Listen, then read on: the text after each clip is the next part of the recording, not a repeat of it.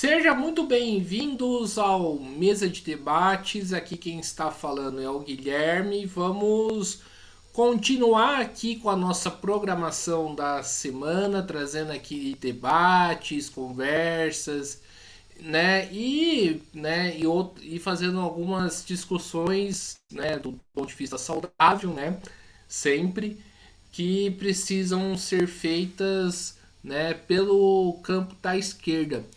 E o meu convidado aqui de hoje é o Antônio, ele que é do Partido dos Trabalhadores de Iaúma, Minas Gerais.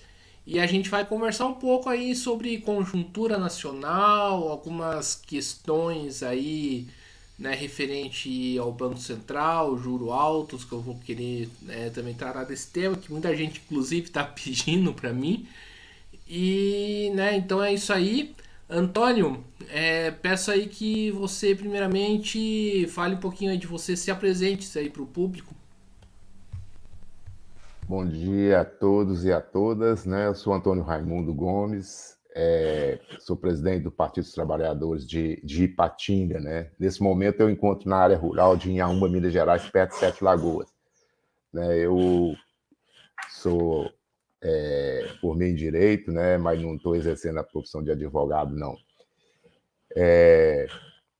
Tenho trabalhos nas comunidades de base, né?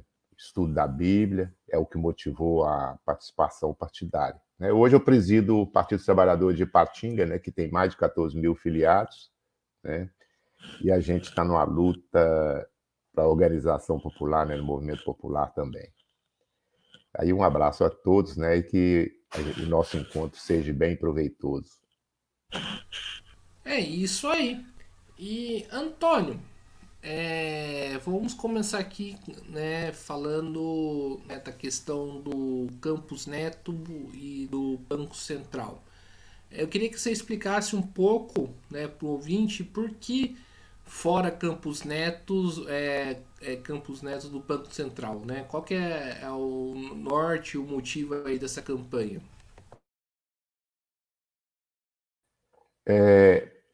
A questão dos juros altos, né? O primeiro, um dos pronunciamentos do Lula, inicialmente foi o Lula que começou, né, sozinho praticamente batendo nessa tecla, né, que o juro está alto e não tem como as pessoas buscarem dinheiro para investir nas suas atividades, né? Então parece-me, né, eu não entendo nada, muito pouco de economia, mas parece que o Campos Neto está na contramão, né? Parece que por ele, não sei o que, que tem na cabeça dele, né? Está na contramão do que está acontecendo, né? Então, o Brasil precisa deixar que as pessoas invistam, né? E para investir tem que ter dinheiro, né? E no juro alto na medida que está, é impossível a pessoa produzir, né? E o que ganha, o que tem ganho, né? A especulação financeira, ela ela não gera emprego, né? Ela não gera bens, né?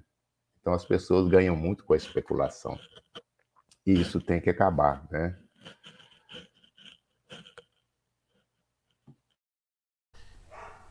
Certo? E Antônio, é, mas eu tenho uma questão para colocar para você. Você acha que o fato do atual governo ter mantido a autonomia do Banco Central, isso colabora, né, para a postura do Campos Neto? Interessante, né? O capital ele quer ser livre, né? Ele quer ter autonomia, né? E, e essa autonomia ela tem que ter um ponto de referência, né? Claro que todo mundo tem que ser autônomo, mas a gente tem que ter um ponto de referência. Qual que é o bem comum, né? O que, que é melhor para a maioria da população, principalmente a maioria pobre, né? Então, quando a pessoa pensa na questão da, do povo, né, do povo brasileiro, né, e principalmente os que estão mais vulneráveis, é uma referência, mas o capital ele só pensa na remuneração quem ganha com isso é uma elite, né? Então essa independência nas mãos da elite, ela não é boa para quem está na base da pirâmide e quer sair dessa situação, né? Então a independência de qualquer pessoa, ela tem um limite que é o limite não criar mais pobreza, não criar mais miséria, né? Então é fazer com que as pessoas tenham oportunidade de sair da situação. Então uma autonomia de um banco na mão de uma elite, né? Como sempre, ela é prejudicial à maioria do povo, né? Então eu acho que assim deve haver um controle do governo que tem uma visão que quer ter uma visão popular, né? Que quer resgatar a população da miséria, da pobreza, aí sim, né? Então tem que tomar limitar essa autonomia, né? Em que o que é essa autonomia, né? Essa liberdade que tem os bancos, né? Que fazem o banco é o que mais lucra, e no primeiro governo do Lula eles também lucraram demais, né? Deve haver um limite, né? O lucro não pode ser de qualquer jeito, né? O lucro ele tem que ser um limite em que ele não cause pobreza e nem sofrimento da população e dos trabalhadores, né? É isso aí. E, Antônio, uma coisa que eu sou bastante crítico e eu gostaria aí de conversar sobre isso, né, com você é a questão do arcabouço fiscal, né? A gente, pelo menos no Mesa de Debate, já produziu vários conteúdos sobre. E eu gostaria de saber de você, que é do Partido dos Trabalhadores, qual que é a lógica, né? Qual que é a explicação sobre o arcabouço fiscal, né? Por que, que o PT está adotando essa medida?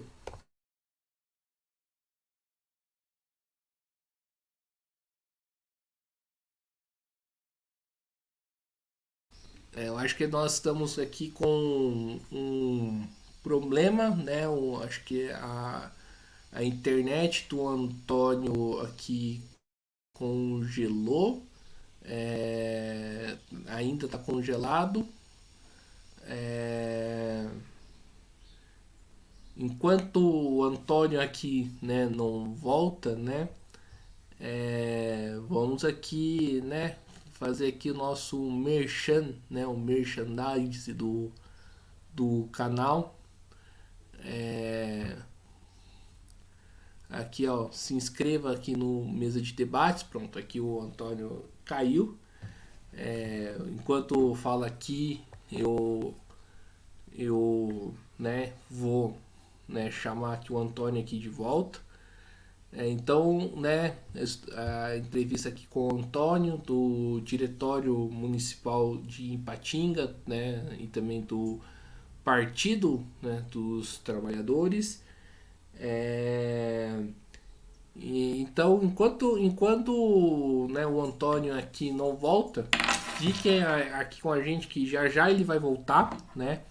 E eu peço para que você se inscreva, né, enquanto isso, no canal Mesa de Debates. É, é o canal e acompanhe o nosso trabalho. Já acabei de mandar aqui mensagem pro Antônio, então assim, aguarde mais um momento que já já ele volta. Se inscreva no canal, curta, compartilhe, comente aí os nossos vídeos, mande esse vídeo aí pro seu amigo, pro seu colega de trabalho, pra sua família. Também é, quem puder colaborar aqui com o nosso Pix 385 007. Aí o Antônio já voltou. E aqui aquela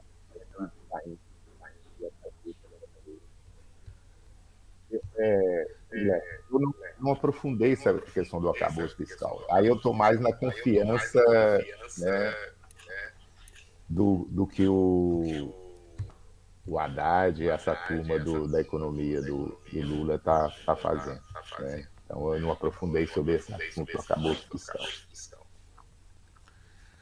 Então tá certo. E qual que é o balanço até agora que você do governo?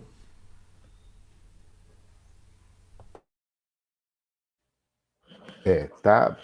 Eu estou assim satisfeito, né, com o que está acontecendo, né? Eu estou vendo aí as ministras, né, da cultura, das causas indígenas, numa atuação, né, de base mesmo, né, partindo mesmo, tentando fazer a defesa dessas das minorias, né? Eu fiquei encantado com o ministro dos Direitos Humanos, né, a maneira como ele se coloca, né, com a inteligência e a classe, né, sem parece-me que a economia está tomando rumo, né?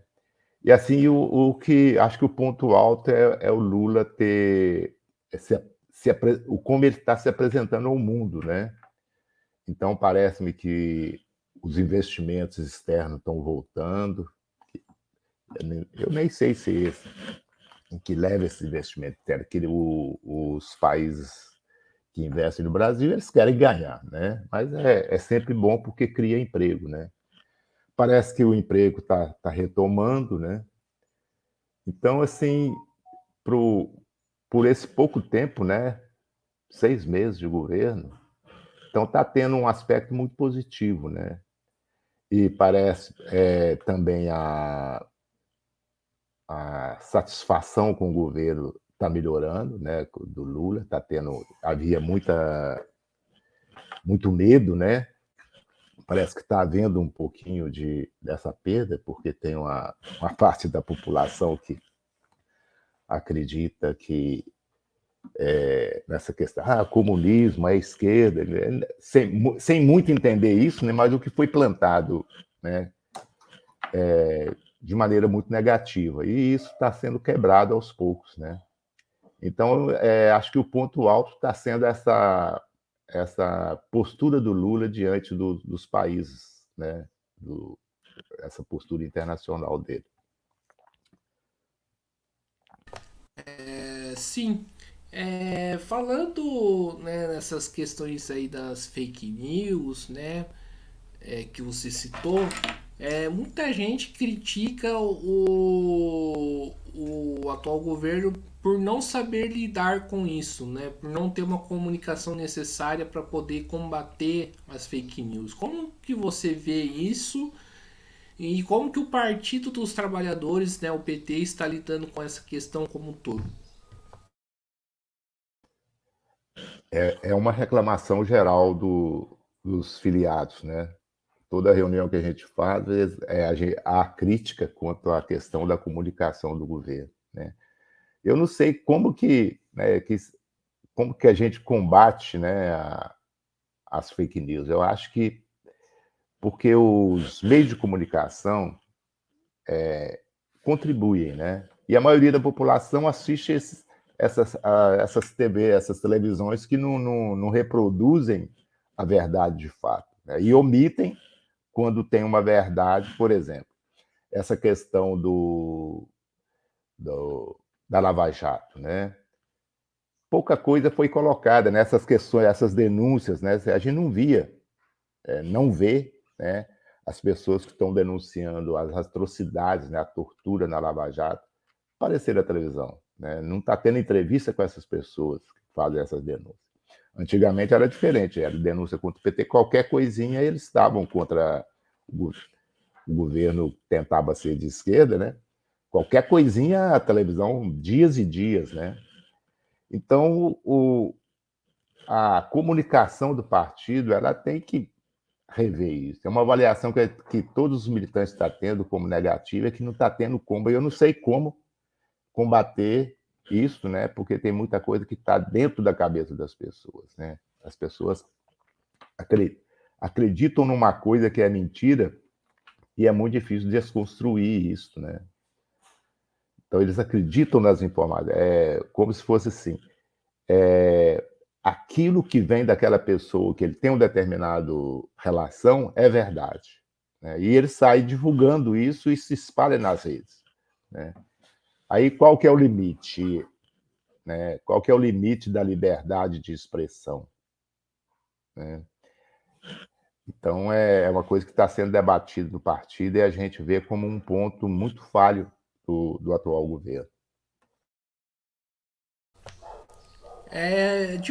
Eu falto para eu faço a mesma pergunta para você. Qual que é o limite então da liberdade de expressão, né? Porque a questão da liberdade de expressão, inclusive, é muito debatida entre a própria extrema direita e é bastante porcamente debatida, né? Eu te faço a pergunta: qual que é o limite da liberdade de expressão?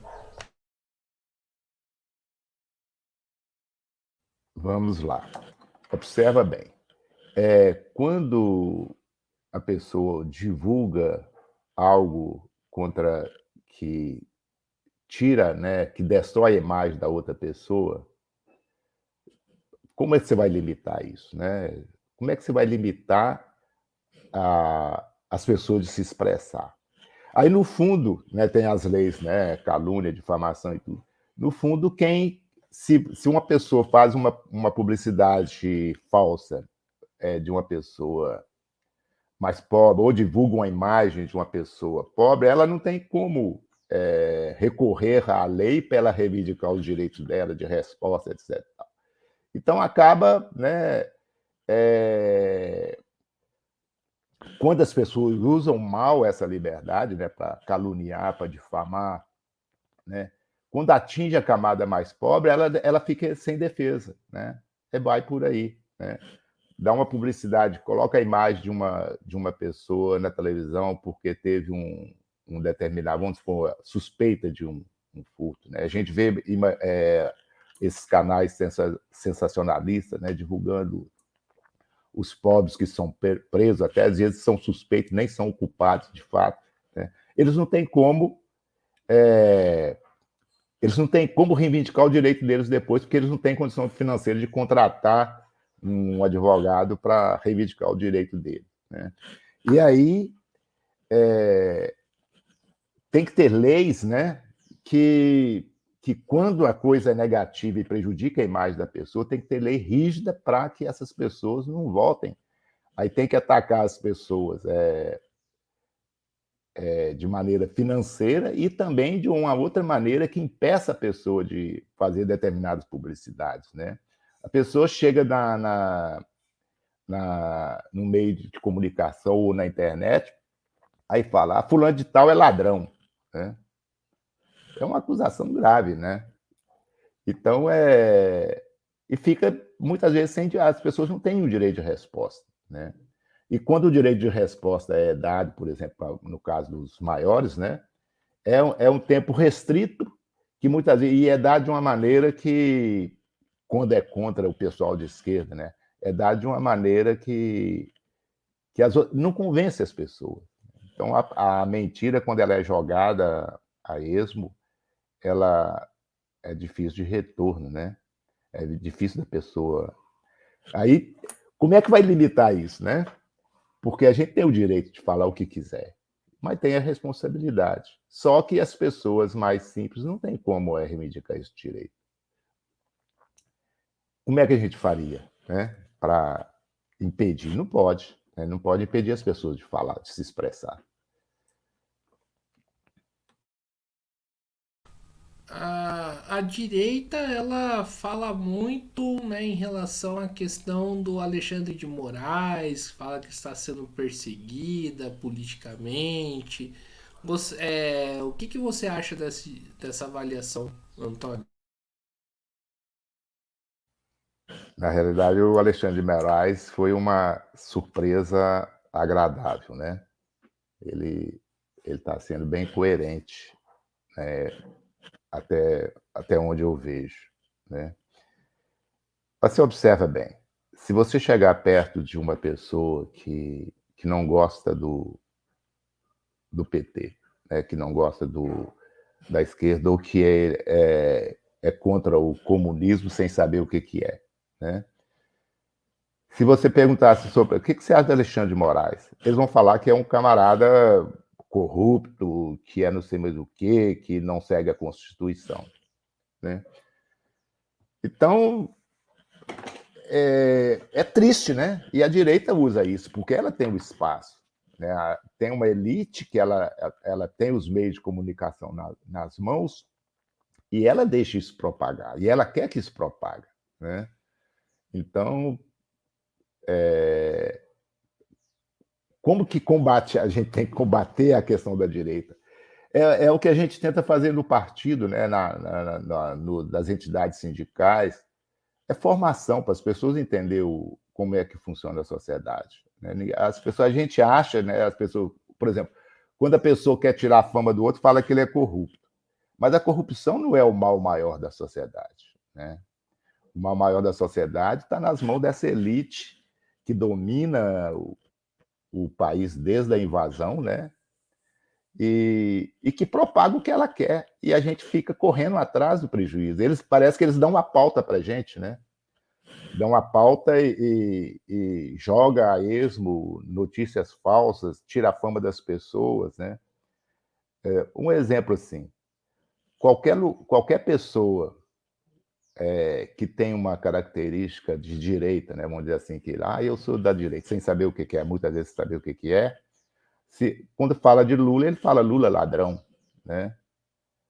Aí dá uma tristeza, porque as pessoas não têm a informação, não sabem o que foi esse processo, né, da Lava Jato, né? Como que a justiça ela foi distorcida, né? Como os direitos das pessoas foram violados na Lava Jato, né? Como a fama das pessoas foi tirada, né? Tem aquele caso daquele professor, daquele reitor da universidade, né? Que foi levado que a juíza, mas os promotores lá tirou a fama dele, que se tornou insuportável para ele conviver com aquela negatividade dele diante da sociedade, uma pessoa íntegra, né? Ele era tão dedicado à universidade, àquilo que ele dirigia, que ele morava pertinho, atravessava a rua para chegar para a universidade. Chegou um ponto que depois ele não podia sair na rua porque a fama dele estava totalmente destruída, né? E é uma prática da extrema-direita e das pessoas mal informadas destruir uma pessoa pela fama, né? Que parece que a coisa mais sagrada que a pessoa tem é o nome, né? Se tira a fama da pessoa, ela perde os pés, né? Ela perde, se ela não for uma pessoa muito forte, ela dá um infarto. É a maneira que eles acharam para matar as lideranças, né? Antigamente eles matavam com os capatazes, atiravam, matavam, né? Hoje eles tiram a fama da pessoa.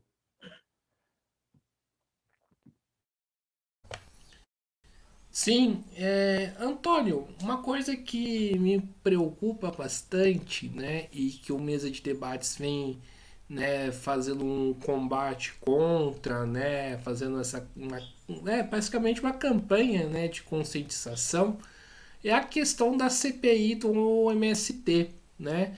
O que o PT está discutindo, fazendo aí para defender o movimento?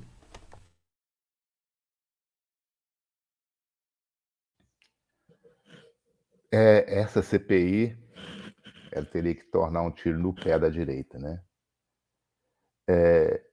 Dentro da sociedade, né, tem muito pouca informação sobre o que é o movimento dos trabalhadores que não tem terra, né? Só uma pessoa que já foi da roça, né, vamos dizer assim, que já foi agricultor, filho de agricultor, sabe o que é uma pessoa que não tem terra, né? Eu lembro eu sou de Ouro Branco, Minas Gerais, né? Ouro Branco é uma cidade, era, né? Hoje ela é uma cidade mais industrial, mas era uma cidade que era produtora, uma das maiores produtoras da batata, né? Da batatinha, inhame, né? E as terras foram sendo acumuladas pelos grandes, né? E o pessoal mais igual o meu pai, que era agricultor, né, agricultura familiar e tudo, e não tinha terra para plantar. Então ele plantava na terra dos que eram apossados da maioria das terras, e depois ele tinha que dividir a produção. Né? Era a base da a metade ou a terça. Né? Ele ficava com 2 terços e o patrão ficava, o dono da terra ficava com 1 terço. Ou o patrão ficava, o dono da terra ficava com a metade, né? Dependendo da coisa. Então, e o movimento sem terra ele surgiu logo depois da questão da construção das barragens, né, para fazer as grandes usinas. Então, as pessoas, os meios de comunicação divulgam como invasão, né? Mas não há notícia de nenhuma terra particular que a pessoa que tinha escritura formal, legal, que foi ocupada a terra. Sempre era terra que tinha litígio do Estado ou terra grilhada por alguns latifundiários. Né? E, e essas informações assim a gente tenta mostrar a história do Sem Terra, mostrar a história do MST, mostrar a história do Brasil, né, que foi invadido, né, e tudo. Algumas coisas vai mudando na mentalidade das pessoas, né, mas é muito lento essa informação. Eu vi um TikTok um dia desse, e o cara chegou com sorvete e perguntou para a menininha assim: quem descobriu o Brasil? Aí ela respondeu para ele assim: os índios. Né? Aí deu para ele o sorvete para ela falou para ele assim: eu estudo. Né? Então é uma piadinha legal, mas falta isso, né? As pessoas estudar a própria história. Né? Se quer, se o nosso povo, né, as nossas lideranças, os nossos líderes sindicais, líderes partidários, né, trabalhar mais a formação, né, e buscar histórias. A gente não conhece o passado. Né? O, é só olhar a história do nosso povo preto, né? A maneira que eles foram trazidos para o país. Né? Eu costumo dizer para as pessoas aqui: visitem o Museu Afro-Brasileiro em São Paulo, que vocês vão começar a conhecer a história do preto do Brasil. Né? Então, cada grupo de pretos, né, que foram trazidos para o Brasil, tinha um objetivo específico. Aquele grupo que trabalha na África, trabalhava muito com a cana-de-açúcar, ou com o café, veio para essas regiões para plantar café e cana-de-açúcar. Né? Quando eles descobriram o minério ouro nas Minas Gerais, eles foram buscar na África pretos que conheciam mineração, que sabiam mexer com fundição. Né? Não foi aleatório. Então as pessoas têm que entender isso. Né? E depois, quando foi a pseudo-libertação, foram excluídos da posse da terra. Né? Então, o problema da reforma agrária, o problema agrário no Brasil, ele é histórico. E aí, o MST é um movimento profético, né? Que ao mesmo tempo que ele tenta ocupar latifúndios improdutivos para produzir, ele faz uma denúncia profética, né? Que o país precisa fazer a reforma agrária, né? E dar terra para quem quer produzir. Né? E é muito difícil essa formação, porque a contra-informação é muito maior. Né? Eles pegam alguns casos isolados, negativos, e jogam tempos e tempos na televisão, e o pessoal do sem terra, do pessoal do sem casa, ficam colocados como marginais. Né? E isso, se o povo não conhece a história, se não conhece o passado, não tem como andar para frente, não. Sim. E Antônio, você falou uma coisa bastante importante, né? A gente estava conversando antes, né, em relação às notícias, né, de fake news, né, e que o Partido dos Trabalhadores, né, não está conseguindo lidar com isso, né? E agora você fala de formação. O que para você, Antônio, precisa ser feito, né? O que para você, né, você enquanto Antônio precisa fazer para combater essas questões?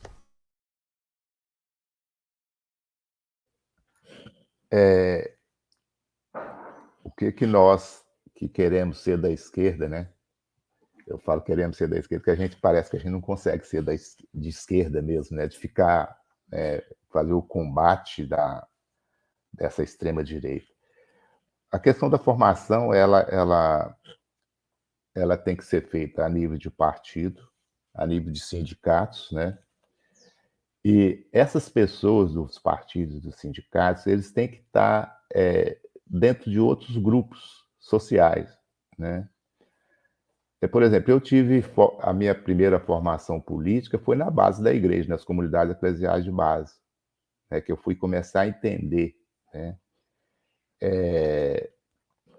Ação Católica Operária, né, tem um livrinho da Ação Católica Operária, Como Conhecer a Sociedade, ele é de 20 páginas. Ele apresenta um losango, né, dividindo a sociedade em 4 partes. Né, para entender como funciona a sociedade, tem que entender o lado social, o lado político, o lado social, político, cultural, religioso e o econômico. E ele coloca o econômico na base, né? O econômico sustenta tudo. Então, aí, de maneira simples, né? As pessoas passar essas informações, que a sociedade ela tem uma lógica. E a economia ela é a base, né? É o que segura tudo. Né? Às vezes você tem, quando a gente conseguiu chegar ao poder político em Ipatinga, com o prefeito, ganhando a prefeitura, a maioria das pessoas achava que todos os problemas estavam resolvidos. E não estava, porque a gente só tinha o poder político. O poder econômico estava nas mãos da grande empresa Usiminas, né? e, da, e das outras grandes empresas. Então, o comércio gira em torno e muitas vezes você consegue, através do poder político, resolver muitos problemas, mas não resolve todos, porque o emprego está na mão dos empresários, né? E eles fazem o que fizeram no governo da Dilma para derrubar a Dilma, né? Pararam de investir, né? E aí a pessoa entendendo que a sociedade não gira em torno do umbigo dele, né? Ela tem uma lógica, e a lógica ela é econômica, ela é política, ela é social, ela é cultural, né? Aí as pessoas, quando a gente assumiu o poder, muitas dos militantes foram para a administração municipal e perderam o contato com onde ele estava, né? Se isolou, né? Das bases, né? Afastou das bases, afastou e o grande problema do partido, né, que chega ao poder, principalmente o partido que quer ser um partido de esquerda, é esse. Quando chega num poder político, grande parte dos militantes que era um líder nas comunidades, ele vai para um cargo público e acaba afastando dos movimentos. E muitas vezes também o povo trabalhador, o povo pobre, ele fica o dia inteiro trabalhando ou procurando emprego. Quando chega à noite, ele vai para uma formação. Ele não tem disposição para ir para uma formação. Ele tem que ser muito dedicado, né, para ir para uma escola, para ir, né, aproveitar quando tem a oportunidade de fazer um curso superior ou continuar os estudos. Chega muito cansado e ele fica, vamos dizer assim, bem prejudicado pelas atividades, né? Aí nós temos que abrir as universidades federais para os mais pobres, né? Porque a classe média e média alta é que ocupa as universidades federais, né? Porque eles têm a vantagem de. Então é difícil, mas se não fizer, se fosse fácil, todo mundo fazia, né? Se, você falou aí que do poder político e o poder econômico. O que falta, então, para você alcançar o poder econômico, ter o poder econômico? A gente tem duas maneiras da gente mudar a sociedade. Através da evolução, né? Aos poucos, parece que é através da revolução, né? seria o ideal é os trabalhadores e o povo pobre assumir o controle dos meios de produção, né? Aí sim seria a possibilidade de resolver. Colocar, mas aí, através da evolução, né, é colocar a economia a serviço do povo, a serviço dos mais pobres, né? Dentro daquelas características, né? Tem pessoas e dando oportunidade abrindo oportunidade para as pessoas, né? Porque a competitividade ela tem que ter um limite também, né? Porque tem pessoa que não pode competir, não tem como competir com a outra por muitas fragilidades, né? Vou te dar um exemplo. Um filho de um alto funcionário de uma empresa ou filho de uma pessoa muito rica, ele fica o tempo todo pronto para estudar, para se formar. E quando chega um determinado período, ele vai para os países do exterior fazer, lá, aprender a língua, lá onde o pessoal fala a própria língua. E o povo trabalhador tem que trabalhar, né? O inglês ou a língua que ele estuda é aquela escolar, né? É só da escola. Quando ele vai enfrentar, estudar, vai para fazer o vestibular, ele vai competir com esse que teve o tempo integral para estudar. Então, ele vai fazer uma prova de inglês, ele não vai conseguir fechar a prova. O outro que foi fazer graduação no exterior, estudar no exterior, né, para completar o estudo do inglês dele, ele fecha a prova. Então, o povo pobre trabalhador, ele perde, né? Então, o que um governo popular tem que fazer? É abrir oportunidade, né, para que todos possam ter acesso, né? Não de igual para igual, porque é quase que impossível isso, mas abrir mais oportunidade para nós, os pobres, né? Eu comecei a fazer direito com 48 anos de idade. Com 23, eu tinha que estar trabalhando, eu não tinha como fazer curso superior, né? Terminei o 5º grau e fui trabalhar, né? Aí eu fazia vestibular e não conseguia passar, só passava o pessoal da classe média e média alta, né? Então é complicado, mas é possível. Você falou aí da revolução, de ter os meios de produção, né, os trabalhadores. Você acha que, né, o PT está muito distante aí desse propósito e que isso é um problema?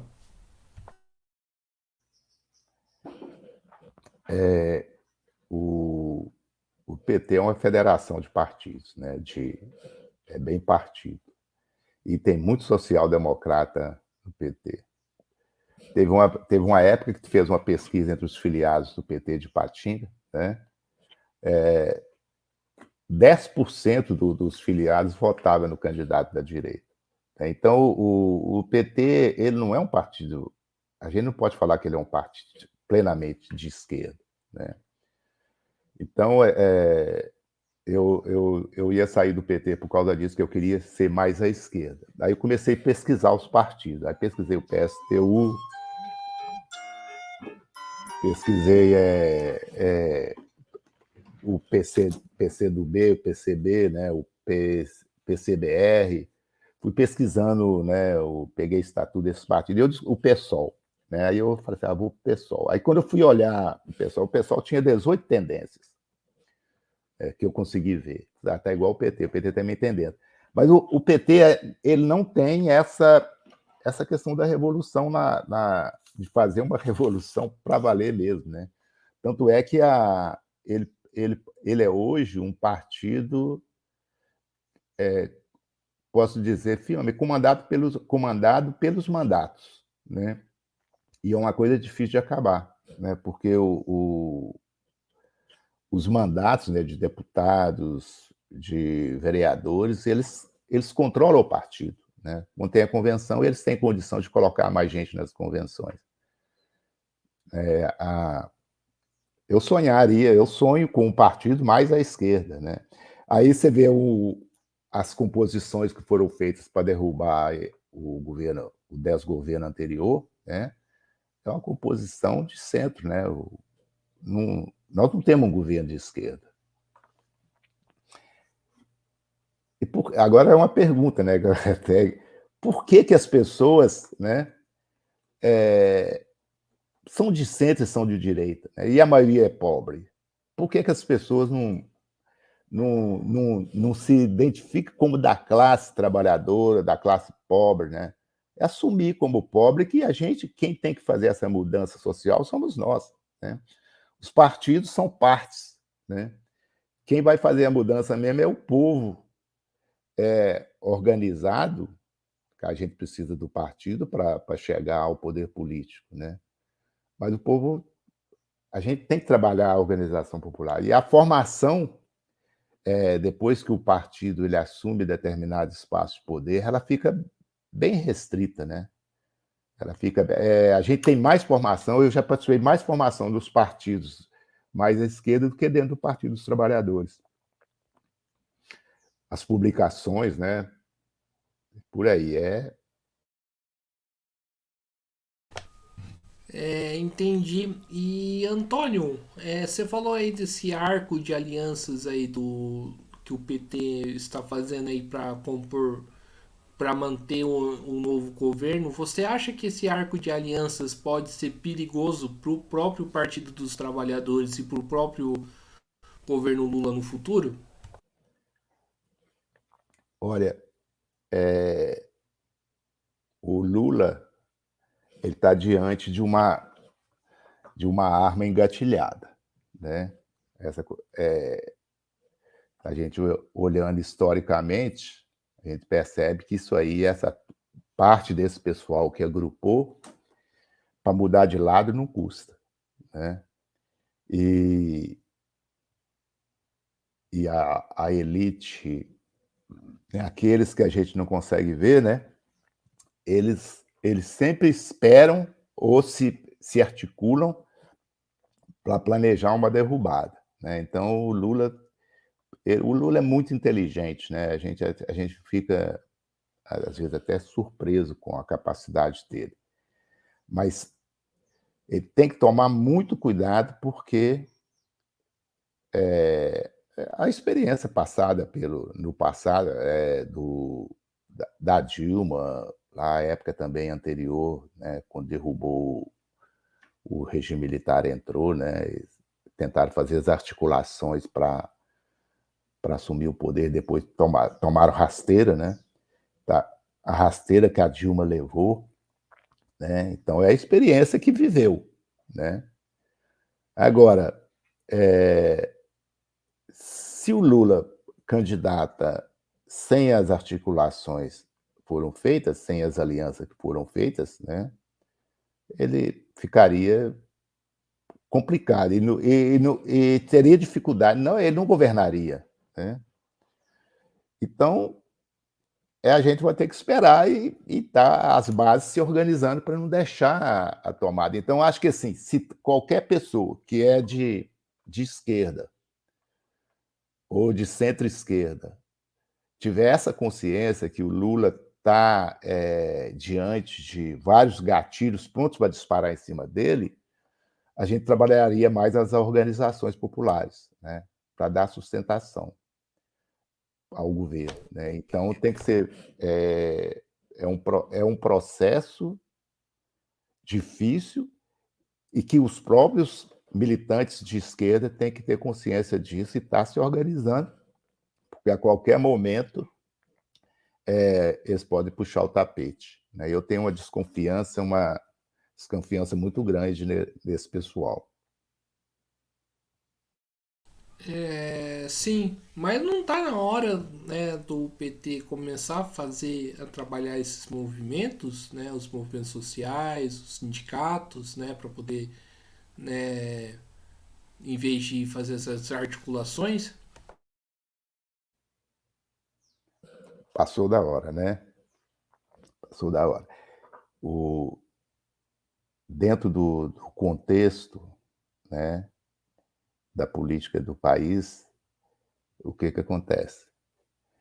parece que a coisa foi montada de maneira que dificulta esse processo, né? 2024 tem eleições. As pessoas estão pensando mais nas eleições de 2024 do que na organização de base, né? E a gente, a sociedade mudou muito, né? Mudou muito. Então as pessoas hoje elas não precisam reunir pessoalmente, né? Então as pessoas muitos ficam na internet, né? Nas lives e por aí, e, mas a grande maioria está preocupado com as eleições de 2024, né? Não estão preocupados com a organização partidária. Então é um processo que a gente tem que passar, os partidos, né? Principalmente o PT, que é um partido bem consolidado, de estar pensando nisso, né? De estar fazendo isso. Mas é uma amarra muito grande, porque as pessoas estão interessadas em saber quem é que vai ser o vereador em 2024, quem é que vai ser o prefeito de qual partido, como é que vai ser feitas as alianças, né? Já tem as pessoas que acham que nas eleições municipais não tem que ter essa aliança ampla, outros já pensam que tem que ter essa aliança ampla, né? Outros já pensam que tem que ser só na federação, da federação sair, né? E aí é, a, a cúpula partidária fica negligente na parte da formação, né? A gente tem em Ipatinga em torno de 14 mil filiados e a gente consegue ter contato com menos de 200 filiados, né? Então, a gente tem um desafio muito grande aqui na organização partidária. É um processo, né? A gente está tentando, mas quando você marca uma formação da publicidade, ela presencial, ela vem 20 pessoas, 30.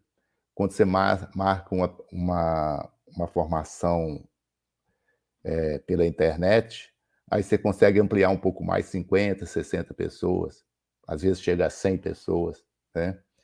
Então, assim, está faltando um estímulo maior, né? Eu não sei, e a gente vai conversando sobre isso e buscando saída, né? Tem que estar sempre constante em movimento, buscando saídas para a organização partidária, né? É, eu acho que a gente poderia, né? A gente tenta, mas não consegue. Os partidos de esquerda buscar a formação conjuntas, né? Palestras, encontros. A gente tenta fazer, mas o número de pessoas que vão nem sempre é aquilo que a gente desejava, né?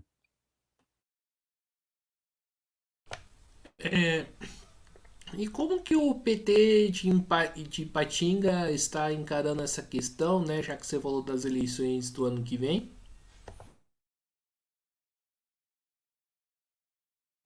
A gente está começando a debater o assunto, né? Nós perdemos o Vale do Aço, né? Que é chamado de Vale do Aço. Aí a gente tem várias cidades, né? Quase que juntas, né? Encontrando uma com a outra já. Teve um período que a gente conseguiu fazer o corredor vermelho, né? Foi um período auge dos partidos. Fazia as alianças com os partidos de esquerda, que também são minoria, né? São poucos filiados que eles têm, e conseguimos ganhar era Ipatinga, Coronel Fabriciano, Timóteo, que é uma cidade que produz o aço inox, né? Timóteo, Governador Valadares, né? Que estava já entrando na região do Vale do Rio Doce, né? Então conseguiu fechar tudo de vermelho, tudo de gente de esquerda, né? E nas últimas eleições houve uma decadência muito grande, porque as 3 eleições municipais o partido não conseguiu ficar bem posicionado, né? Tanto o Fabriciano também, que era de esquerda também, né? Que era o PT de Timóteo, né? Nas eleições presidenciais, essas cidades não o, o Lula não conseguiu a votação expressiva, né? Ficou em segundo lugar, né? Não ficou em primeiro lugar, né? Então aquela corredor vermelho que tinha, ele não é mais. Então nós temos uma região muito, vou chamar assim, bolsonarista, né?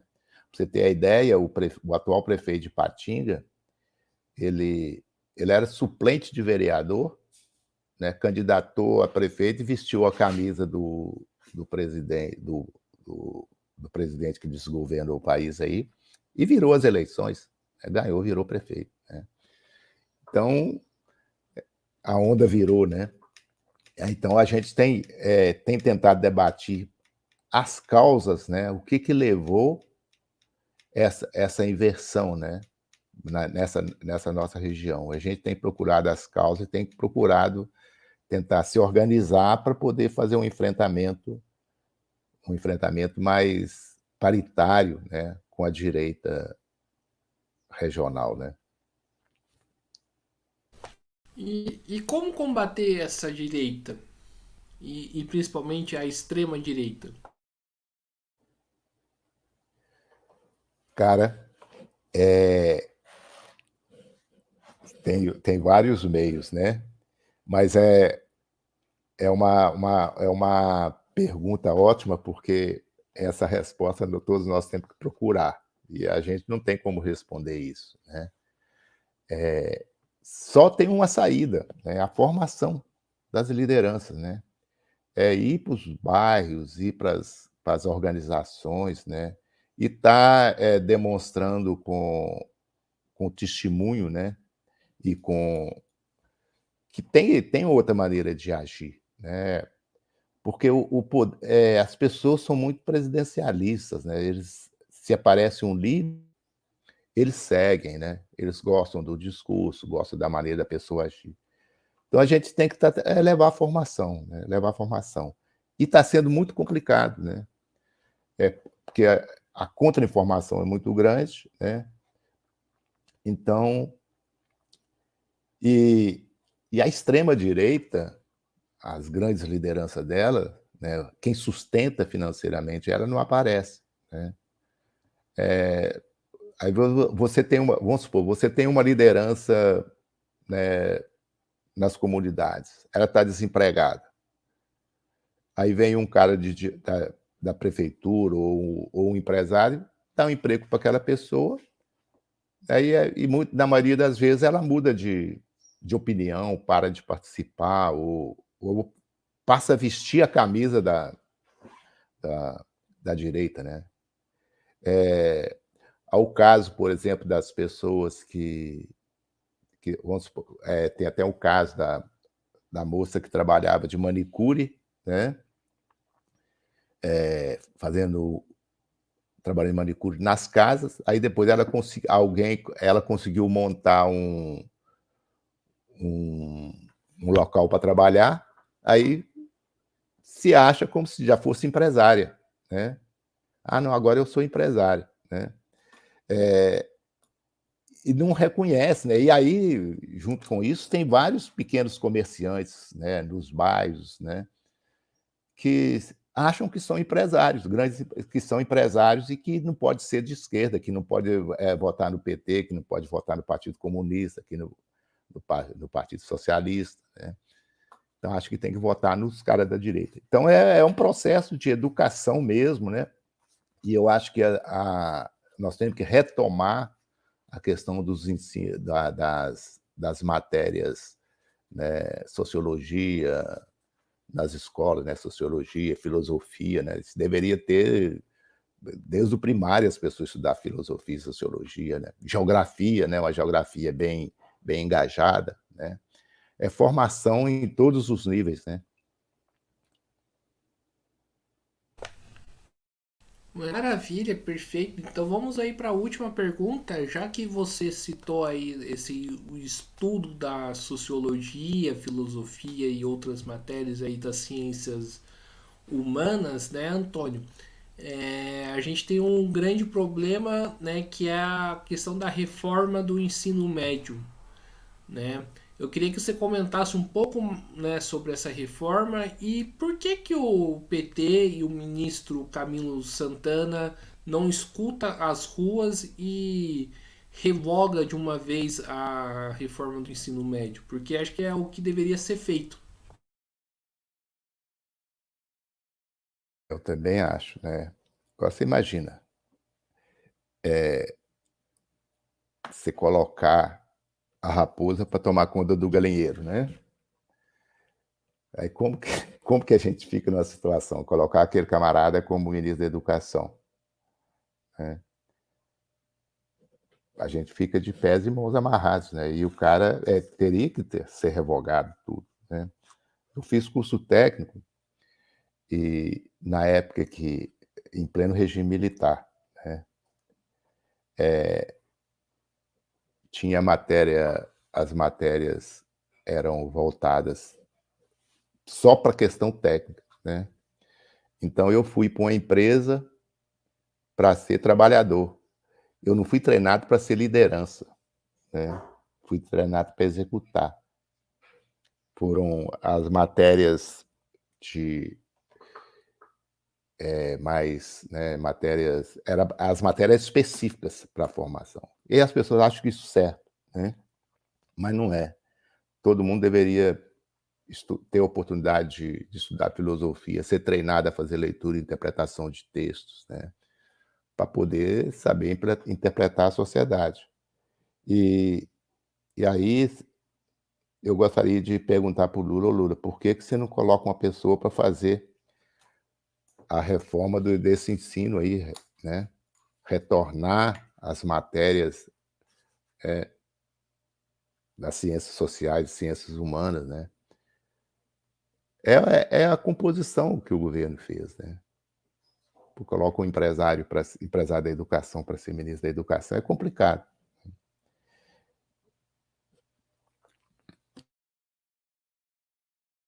Agora, só para finalizar, mas o Camilo Santana é do PT, né? É aquilo que eu te falei no início, né? O PT é uma. Tem muita gente lá, tem gente que tem pensamento de direita, né? Então, a gente tem muitas brigas lá no partido, né?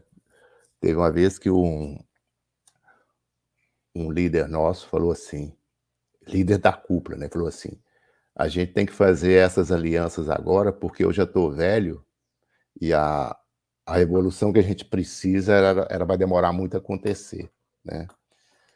Então tem muita gente no PT que poderia estar no PSDB, né? E aí é complicado, bem complicado. É a nossa revolta, né? A gente fica nas bases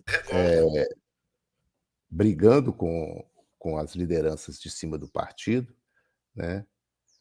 Sobre essas questões. O partido deveria caminhar mais à esquerda em, em todos os níveis, né? Em todas as áreas, né?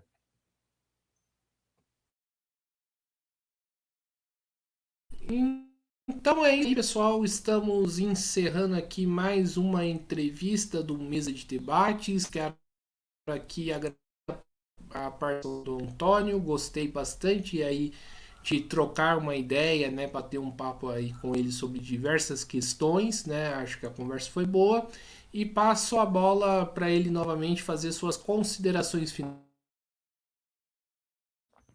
Eu agradeço aí a oportunidade, né? Obrigado, Guilherme, aí, obrigado, pessoal que a paciência de estar assistindo. Né? Mas a gente que está muito nas bases, às vezes a gente não tem muitas informações sobre determinadas coisas, né? Mas a gente tem o conhecimento do que o povo pobre sofre, né? Que o povo trabalhador sofre. O que, que um camarada que tem que levantar 5 horas, pegar uma lotação, um ônibus mal cuidado dos grandes empresários, né? e só retorna para casa depois das 19 horas. Né? Isso aí, essa experiência a gente tem. E é por isso que a gente está num partido de esquerda, porque a gente quer transformar isso. E a gente também a gente aprendeu a ter consciência de que essa transformação ela é lenta, né? É lenta e gradual. Né? A gente estava começando uma transformação e ela tem retrocesso. Né? E nós tivemos um retrocesso tão grande na política brasileira que, né, graças a Deus, o povo tomou bem apertado, né? Tomou consciência de ter uma mudança. Então, esse processo tem que continuar. Né? Nós temos que continuar nas bases, nós temos que continuar nos sindicatos, nos organizando, assumir as redes sociais com pensamentos para esclarecimento, né? Por isso que um canal como este, né, como o de vocês, ele é importante, né? Ele é importante porque ele dá oportunidade às pessoas que vivem o problema no meio do povo, que vê o sofrimento, que às vezes participa desse sofrimento porque ele está dentro dele, né? De mostrar para as pessoas o outro lado, né? Muitas vezes as pessoas que moram na cidade, ele não sabe o que sofre um pessoal da roça, né? Então é importante isso. E aí eu agradeço a oportunidade, Guilherme. E aí quando você tiver aí outras entrevistas, você me informa para eu poder estar assistindo, né? Achei muito interessante. Obrigado pela oportunidade. Maravilha, pode deixar, né? Eu agradecendo aqui mais novamente, agradecendo aqui de novo o Antônio, também agradecendo a você que estiver nos acompanhando, retomando aqui, né? Não se esqueça de se inscrever no canal Podcast Mesa de Debates de Tudo Um Pouco, acompanhe o nosso trabalho, né? Curta, comente, compartilhe aí os nossos vídeos. Também segue a gente no Facebook, Instagram e também no TikTok. E quem puder, colabore aqui com o nosso Pix 385 007 02800 CPF e também no Padrim, www.padrim.com.br/podcast Mesa de Debates. Então é isso aí, pessoal. A programação continua. Forte abraço e fui!